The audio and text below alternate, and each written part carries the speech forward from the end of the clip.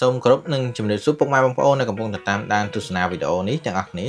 តើលោកអ្នកកំពុងតែស្វែងរកនៅឈុតម៉ូទ័របូមទឹកសូឡាដែលមានកម្លាំងខ្លាំងបូមទឹកបានច្រើនជាមួយនឹងតម្លៃសមរម្យមែនទេថ្ងៃផងដែរខ្ញុំសូមណែនាំនៅឈុតម៉ូទ័របូមទឹកសូឡាម៉ាក Kiphaida ដែលជាប្រភេទម៉ូទ័របូមទឹកដាក់លើគោកកម្លាំង2សេស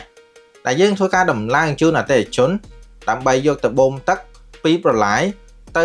ស្រះគាត់ដើម្បីចិញ្ចឹមត្រីចំពោះការដំឡើងនេះគឺយើងប្រើប្រាស់ជាមួយនឹងម៉ូទ័របូមទឹកដាក់លើគោកប្រភេទ DC សុទ្ធកម្លាំង2សេសដែលវាអាចធ្វើការបូមទឹកបានបរិមាណ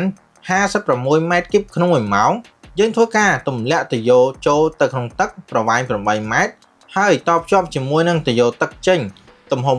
90បូមទឹកទម្លាក់ចម្ងាយប្រមាណជាង30ម៉ែត្រចំពោះប្រភេទម៉ូទ័របូមទឹក2សេសនេះគឺយើងធ្វើការប្រើប្រាស់ជាមួយនឹងទាំងសូឡាកម្លាំង580វ៉ាត់ចំនួន4ទាំងជាប្រភេទកញ្ចក់សងខាង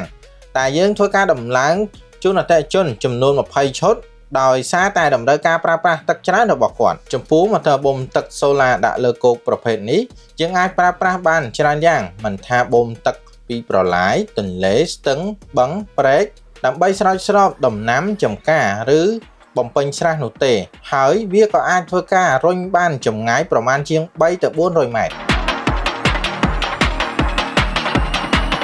យើងក៏មានការធានាបន្ថែមរយៈពេល1ឆ្នាំទៅលើប្រភេទម៉ូទ័រនិងរយៈពេល10ឆ្នាំទៅលើពន្លឺចំពោះប្រភេទទាំងសូឡាផងដែរ